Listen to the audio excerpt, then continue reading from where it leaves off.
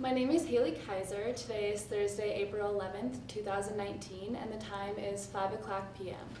We are at St. John's Northwestern Military Academy, and I'm interviewing Eugene Schulz, who was born in 1923 in Clintonville, Wisconsin, and served in World War II between years 1943 and 1945.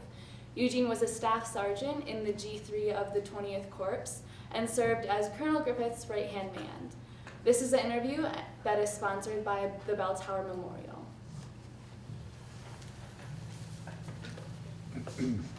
All right, so I'm just going to start things off. Can you tell me a little bit about the background before you, like what you were doing before the war? Yes, I was born and raised on a dairy farm in Clintonville, and so I had to learn how to milk cows when I was 8 years old.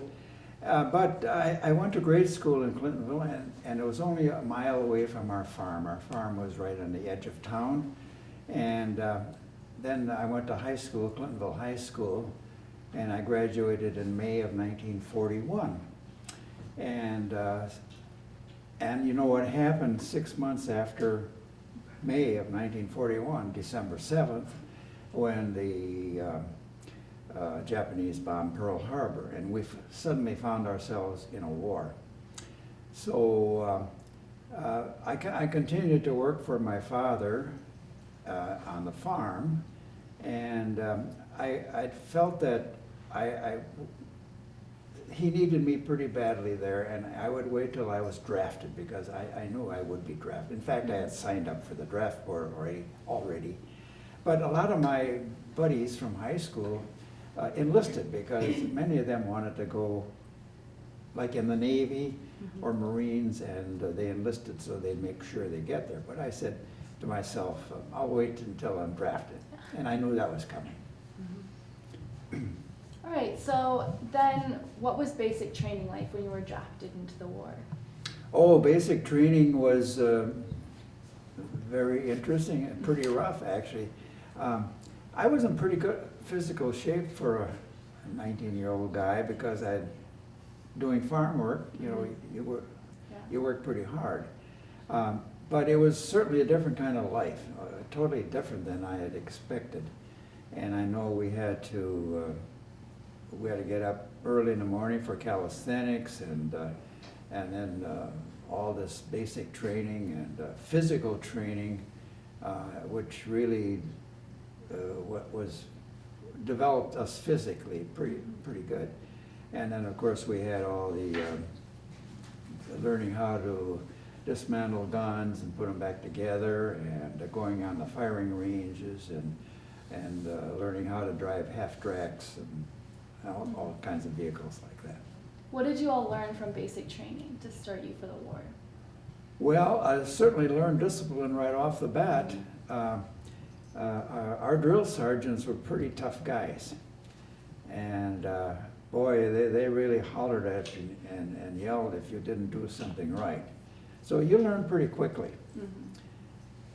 And then after basic training, you went to desert training. What was that like? Well, the desert training is the first place I went, actually. After I was drafted, I was inducted in Fort Sheridan, Illinois, and I took a typing test. I mean, we took aptitude tests. Mm-hmm. And so I scored pretty high on typing because I had taken typing in high school. That was unheard of, pretty much, that boys took typing. But it served me well because I scored high, and they said, we want you to be a typist in an office. And so that's how my career started. I'm sorry, I lost track of your question. So during desert training, oh, yes, you yes. took, yeah. Okay, so that's why we went to the desert in California, Camp Young, and the reason was that the war was going on in North Africa at the time, and the United States had never fought a war in a desert before, so that's why we went to California to the desert, the Mojave Desert, and General Patton is the guy who was the tank guy, and this big desert area in California is a place where tanks could go pretty freely. So that's where that's where I got my basic training first. And when we finished part of that, at least 3 months I think it was, then we got a job in the office. And at that time, the 20th Corps headquarters, XX stands for 20th Corps, it was a cadre unit, meaning that it was brand new. It had just been established, and they were building it up and getting personnel established there. And so I was, along with 32 guys from Wisconsin,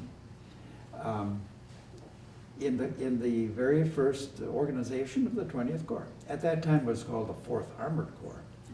But anyway, that's where we got that first training, and then our office job. Was the office job still in California? Yes. So, what was your rank classification? What did you start out as, and what did We started you out as a do? private. Private? Yeah. And then after, I think it was the end of that first year, see, I went in January. No, it was after maybe basic training, then I got a one stripe PFC. Okay. And then did your rank classification continue to change throughout the war, or did it stay there? Yeah, it changed because I got a promotion after another few months to corporal, and then an interesting thing happened between Christmas and New Year's of 1943 to 1944.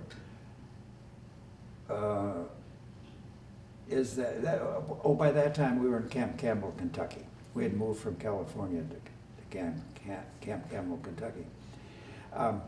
So a buddy of mine and I were chosen to go to Fort Leonard Wood for a 2-week stint, and this was detached service, they called it.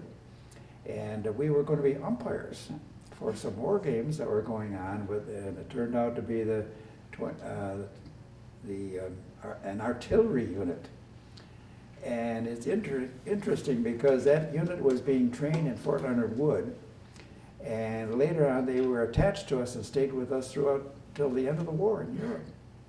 Anyway, Joe Messner, he was my buddy, he and I, we got away from camp all by ourselves. He took a train to St. Louis, and then St. Louis to Fort Leonard Wood. And so we spent 2 weeks in the dead of winter there, and a lot of snow around, and we were umpiring the games that the artillery was practicing. And so that was pretty nice. Oh, I know. While I was there, I got a telephone call from my boss back in Camp Campbell, Kentucky. And he said the papers had just been approved that I was promoted to sergeant. So that was my Christmas present. That's awesome. Yes, that was pretty cool. Yeah. So, I read in your book that the application for the 15-day leave that you had to umpire the games, what was that like? How was the application process to get that release from the Army? Oh, I think, as I recall, it was just a form you filled out, and you put in the dates and you were going to be gone and where you were going, and not much to it. Yeah. And then after you returned from St. Louis, what was the preparation for going overseas like? Okay, there was a lot of activity going on and a lot of inspections, physical inspections plus inspections of our personal property, or we had to have the right kind of clothing, and if you didn't have it, or if it was torn or tattered, then you'd go to the supply house and get some new stuff. Everything was going to be new and fresh. So we practiced packing our duffel bags and inspection after inspection. You get sick and tired of that sort of thing. Anyway. What was it like to receive the notice that you would be moving into active duty? Well, we knew it was coming because when General Walker, my commanding general of the 20th Corps, when after Tennessee maneuvers was over and I'd gone to Fort Leonard Wood, that we knew that we were going to go to a war zone because that's what the general said. He said, we're battle ready. All you guys are trained to the best you can, and we have all the weapons and everything we need. We're battle ready. So you plan on we're going to be going someplace. And did you know that you were going over to Europe, or did you think you were going? No, that was all a dark secret. It was kind of interesting though, because everybody is curious. I wonder where we're going, either the Pacific or Europe, you know. And so when we got on the train in Kentucky at Camp Campbell, the troop train, of course, it was a game sort of. As we went through these cities, we'd always look to see what the name was on the railroad station in that town. And pretty soon we recognized, okay, we're going east. Okay, maybe we sort of hoped it would be Europe rather than the Pacific. I mean, that was the attitude we had. And so it was interesting. And finally, we got closer to New York. We recognized the cities in New York State. And then we go right through New York City. I said, what's going on here? We're going further. And it turned out we came to the city of New Rochelle. That's a suburb of New York City. And that's where we got off the train. And then we got on some Navy boats and went to an island. I think it was called Governor's Island. No, not Governor's Island, David's Island. The Navy owned the island, and that was a marshalling point where they could gather everybody together, and then the Navy hauled them wherever they had to do that. And at that island, is that where you took the Queen Mary? Yes, and that's an interesting story because finally we were ordered to leave about 10 o'clock at night, and we carried all our gear with us, all our possessions and our rifle, and we got on this Navy boat. It was a harbor type boat, and went up the Hudson River. And it was so exciting and interesting to me because this is new. I was 19 years old, and this is all exciting stuff. Being a farm boy, I was just all I saw every day was cows, you know, and stuff like that. Anyway, so we go up the Hudson River, and we pull into a pier, I think it was called Pier 89 at that time. And I remember the feeling I had when we got off this Navy boat, and here's this big ship standing there, and I started looking at my head goes up higher and higher. And wow, is that a tall ship? What can that be? And then it turned out to be the Queen Mary. I said, wow, I'm going to sail on the Queen Mary. And in high school, you know, we studied a lot about things that were going on, new things that were going on in the world. And I knew that the Queen Mary and Queen Elizabeth were the fastest ships that went across Italy. I said, wow, am I going to ride on that? And sure enough, that's what happened. And as you boarded that, how did living conditions change? Like, what were food rations? Oh, the Queen Mary and the Queen Elizabeth were designed as a luxury ship, and with a total passengers of about 3,100 and a crew of 1,000, so say 4,000 people. It turned out, then it became a troop ship, and when I was on the ship, there were 16,000 of us. Can you believe that? From carrying 3,000 passengers comfortably now to 16,000 soldiers. I say we were pretty jammed in there, and there were very strict rules applied. For one thing, we were astounded when we were told that we were going to sail across the Atlantic Ocean all by ourselves. We said, no, we need a naval escort, or we need protection, or a convoy, or something like that.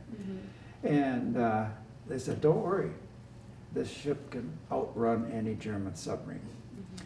But what was the main thing that the Queen Mary and Queen Elizabeth did is, as they traveled all alone across the Atlantic, they zigged and zagged and zigged and zagged, and this is all pre-programmed. So yeah, they would turn a certain number of degrees in that direction, sailing for so many minutes, and then they changed course and went the other way. So they always went back and forth across an imaginary sailing line. And that's how they zigged and zagged across the ocean. And did they do that to stay away from the German U-boats, or? Yeah, the theory is that if a submarine commander got the Queen Mary in his sights, that he would, give it some lead time perhaps, and release the torpedo. But by the time the torpedo would get to where the ship was, we would have zigged or zagged out of that was a theory. And it worked. Neither ship ever was hit or anything. Came close, because one night, just before we got to the United Kingdom, the next morning we were told that there was a sighting of a submarine. I mean a German U-boat. And so the Queen Mary quickly zigged and zagged north into the North Sea. I think it was pretty darn cold there. When you docked in England, can you describe the people and noises that Okay, you saw? this was amazing. You see, the home port of the two queens was the English Channel, Southampton. And but the English Channel now was covered by the German Luftwaffe, and so no way would any of our ships go up the channel. So instead, we went way up around Northern Ireland, north of Ireland, and we went up the Firth of Clyde, which is a river that goes into Scotland. So we landed at a town called Gourrock, Gourock, and that's the port town of Glasgow, Scotland. And then that's where we disembarked. It was amazing. It was so, to me, that when we arrived at this port, I looked around, and it was a big, like a harbor full of ships of all kinds. I remember seeing a battleship or a cruiser or military, a Navy ship like that, with the bow all blasted off. So it had been in a fight. Yeah. And it was there to be repaired. I said, wow, this is my first image. This is war. I'm in a war zone. Yeah. So we finally disembarked, and what was really neat to me is that as we got off the ship, here were a bunch of young ladies, women, with coffee and donuts. Turned out they were Americans. And they were working for the Red Cross.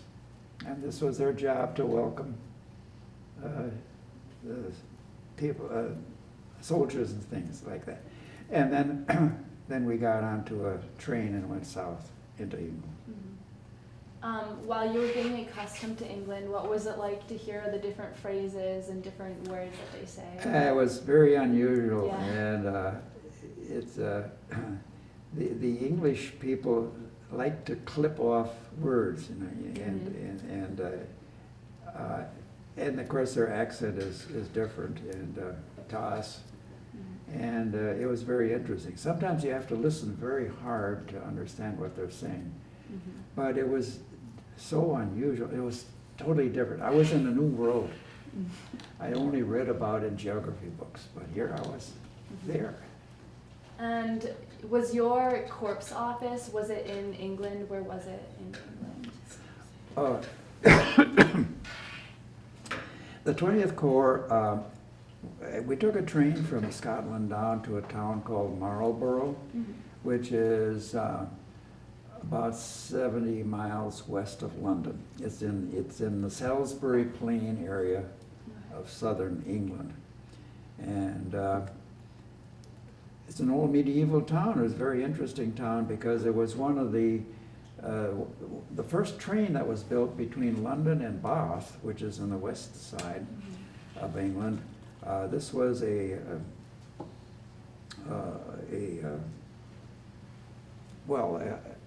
what would you call it? A house where, a hotel, you might say, where the people would get off and rest and things like that. And for the corps, who was your commanding officer? My commanding officer was Walton Walker, General Walton Walker. He was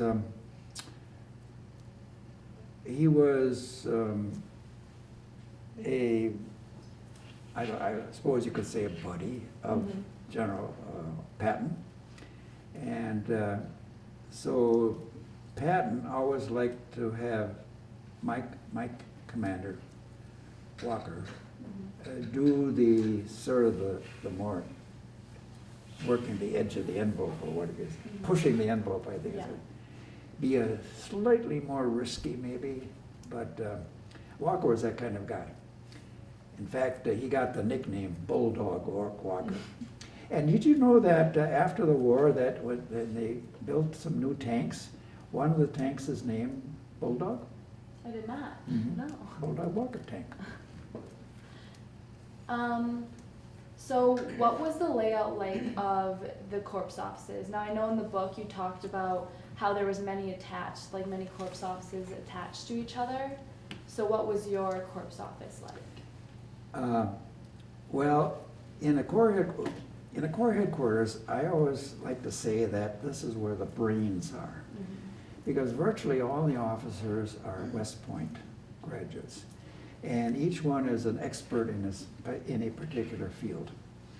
And so we had G1, G2, G3, G4, and G2 and G3 worked together very closely, the closest of any of them, because G2 is intelligence and G3 is tactical operations. I was in G3. So in battles, G2 provided the intelligence. They told us where the enemy was, how strong it was, and all those details. And then G3, my boss, was able to make battle plans based on the information we got from intelligence. So G2 and G3 always had what we called a war tent. It was a very large tent which had a huge tactical map on it, on a wall.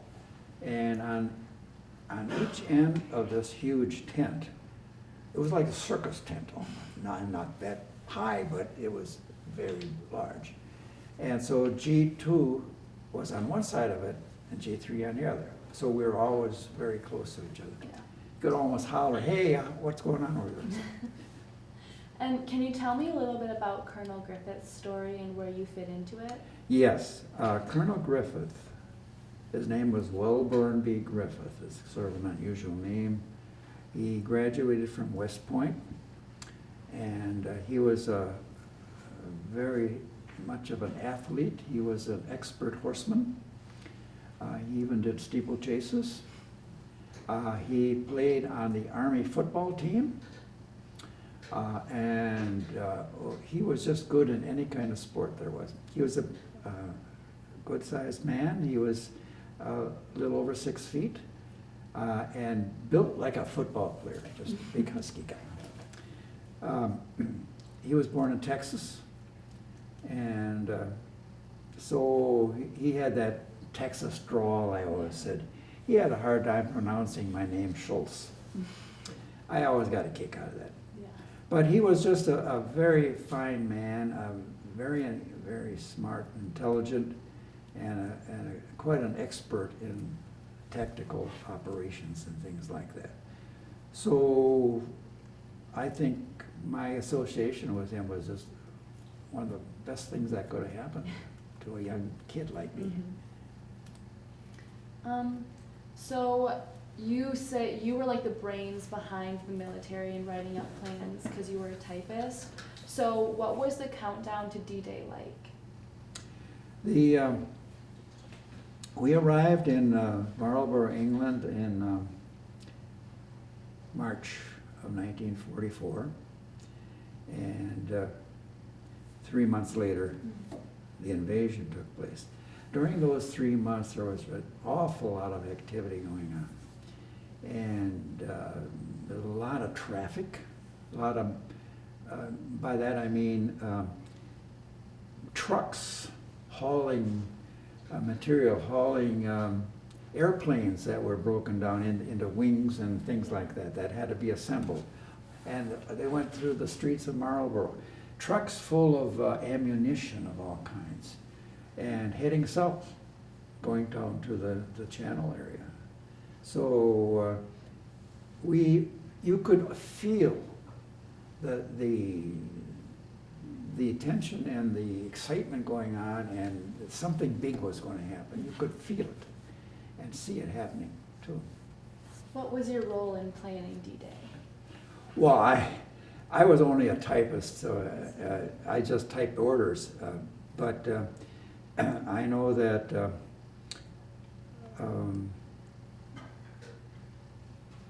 that there was a huge war map in our headquarters, and it was on a big table like this, and I only saw it a few times. It was a top secret room.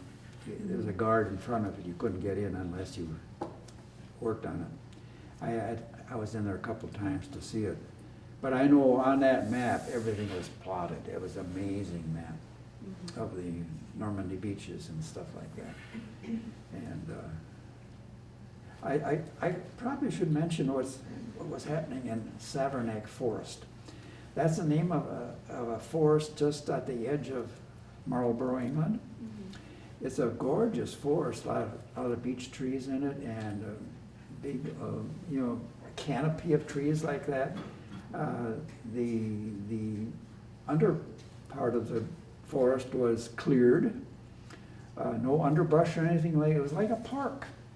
But the Savernake Forest was used as a big ammunition dump.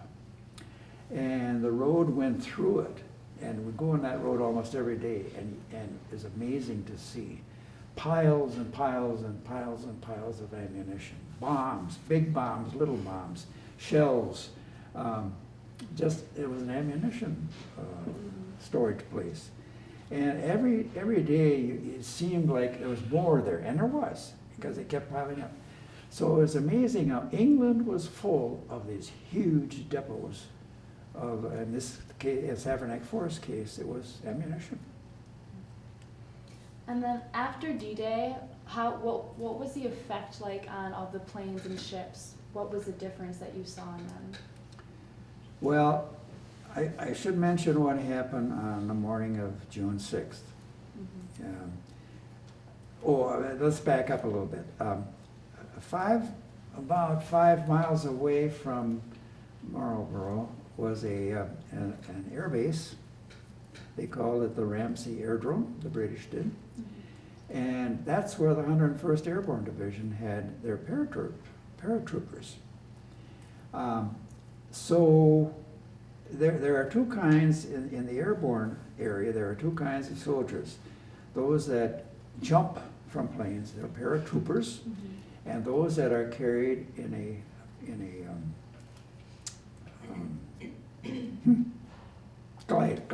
a glider. So the Ramsey Airdrome had the glider soldiers, and that means that these gliders have no engines, and they're towed. So they're towed by a tow plane, a twin-engine plane we call it the C-47, which the Army and Air Force used a lot. And so they towed these planes up in the air, and the tow rope then was cut loose, and the pilot of the glider then had to practice landing the glider. So this went on every day. We looked up in the sky, and the sky always had C-47s towing gliders. No soldiers in them, just the pilot of the glider. But he was learning how to land these things. So, okay, so that was just a common thing that we saw every day. Then in the morning of June 6th, we were awakened about 2 o'clock in the morning with a tremendous roar of engines. The windows were rattling in our Nissen huts. The ground was shaking, and everybody jumped out of bed and ran outside, looked up in the sky, and the sky was full of C-47s towing gliders. And we said, this is it. This has got to be D-Day. And yes, it was. They had all taken off in the night, and they had their rendezvous in northern England, and then they went as a big armada over to France. And that's when, so that was my impression, my experience of the morning of D-Day. Wow. And at Reveille that morning, yes, we were read Eisenhower's announcement to all the troops that this morning the landings took place. And then, how is D-46 important to you? D-46, that means it's 46 days after D-Day, and that is the day that I walked across Utah Beach. See, we had left, once we left Marlborough, on our way over to France, we went to Southampton, the marshalling area there, and then we got on a ship. When they call those Liberty ships, they're the small ships that carry cargo or troops. And so we then went over to the outside of Utah Beach, and we had to stay for a day or two because the beach was pretty crowded. That meaning that a lot of things were being landed, a lot of troops and material and tanks and whatever. So once we were able to go ashore, that was D+46. D+46, if you look on the calendar, is July 22nd. And July 22nd is my birthday. And so this was my 21st birthday when I walked across Utah Beach. That's what D46 means to me. That's awesome. And what was your part in the Battle of Normandy? After we landed in Utah Beach, we stayed in an apple orchard. We camped in an apple orchard because Normandy is an area that looks very much like Wisconsin. A lot of dairy farms there and apple orchards. Yes. And so it looks very much like Wisconsin. Rolling land and cows and things like that. So, so we stayed there until things were settling down a little bit, and then we moved south to a town called Ohrdruf, which is near Mont Saint Michel. That's in the curve there where Brittany comes in. And by this time now, it was August 1st. And on August 1st, General Patton took command of his army, the Third Army. See, he was kind of roaming around Normandy for a long time, but he had no command yet until August 1st.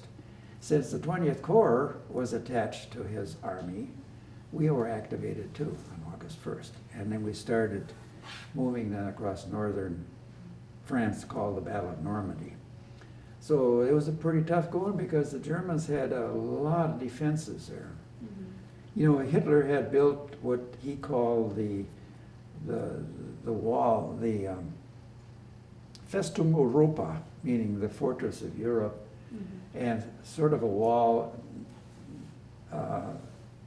like we want to build down in Texas and so on.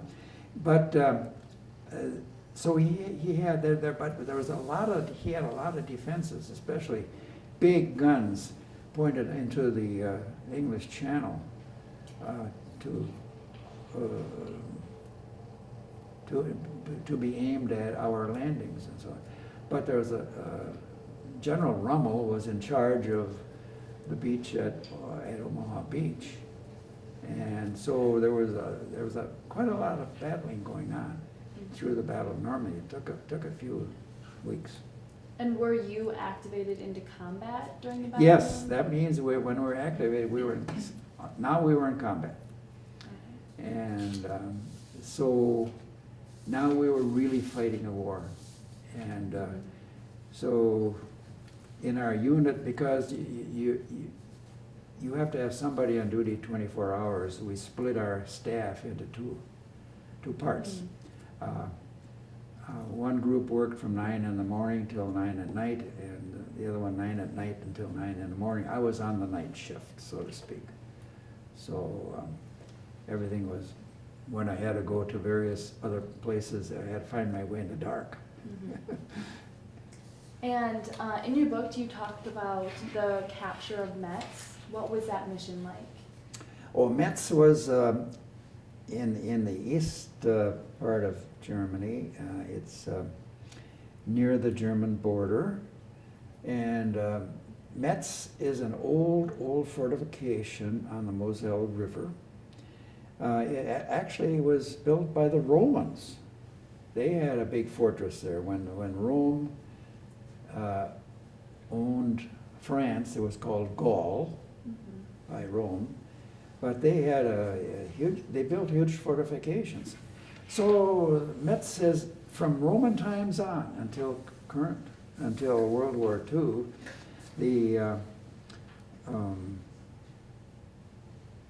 it was a big fortress, and so it was and the Germans had heavily fortified it, so it was a very tough battle. And while you were moving into or making your way to Germany, what houses, or like when you liberated and conquered countries, what did you find in the houses? Well, they were houses. They were vacant. Of course, the people moved out, and we just occupied them. It was winter, and it was a shelter for us. So it was, the people had left them the way they were. So sometimes we just used their bedrooms and cooking utensils and things. And while you were in Germany, you conquered the Ohrdruf concentration camp. What was the emotion that you felt? Oh, that was awful. You know, there were rumors that there were these Nazi concentration camps, death camps, where a lot of people were killed, but no one had ever seen one. No one had ever discovered one until the 20th Corps, my unit, one of our divisions had a patrol that liberated the town of Ohrdruf, and here they found a concentration camp full of dead bodies. And Eisenhower ordered all of us to go and see it. He needed eyewitnesses. So it was very traumatic for me. It was one of the most horrible things I could experience. And I was just 21 years old at the time, and it was just awesome, awful. Mm-hmm. And what was it like for you when Germany finally surrendered? Oh, that was a happy day. May 8th. It's interesting because the first concentration camp was discovered on April 5th, 1 month before the war ended. And then, in today's paper, in the green sheet, it said today is the 70th anniversary of the liberation of Buchenwald. Wow. And so Buchenwald was the main camp of Ohrdruf. Ohrdruf was a satellite camp, about 30 miles apart. So today is the day that Buchenwald was liberated. So, I was going to say, so then April 12th, President Roosevelt died. And so we got a new president in the United States. April 30th, Hitler committed suicide. And 5 days later, on the 8th, war was over. So the month of April was a very big month. All these things happened. And so we were thrilled that the war was over, and it was, oh wow, we can go home. Well, what was the transition like from military life back to civilization? I got back to being a civilian pretty quickly. Mm-hmm. It was wonderful to be home, see my family again, and the girls looked very nice in America. Yeah. Mm-hmm. And so now I was going to start a new life, and I wanted to get an education. So I started making plans to go to the university. Because up until that time, I wanted an education, but my parents couldn't afford it, and I knew I had to get a job and work for a while to save up. But now, the government came through with the GI Bill. And now I could go to school, and I did, and I had all my expenses paid. But under the GI Bill, it was just a fantastic thing that happened. Mm-hmm. And lastly, what are some life lessons that you learned through your time in the Army? Oh, boy, I think the first thing is to discipline, work ethic, and you don't talk back, that sort of thing. But Colonel Griffith was, I kind of treat him as a father figure to me, because he could have been he was the age where he could have been my father. My father was 3,000 miles away, and I wasn't with him. So I learned all these wonderful things about life, about the good virtues of life, and honor and discipline, and all these good things. All right, well. Oh, is that it? In closing, this is an interview with Eugene Schulz regarding his service during World War II. My name is Haley Kaiser. The time is 5:45 p.m. Thank you so much for agreeing for this interview, and also thank you for your service. Thank you very much. Yeah. It's a pleasure to be here. Mhm.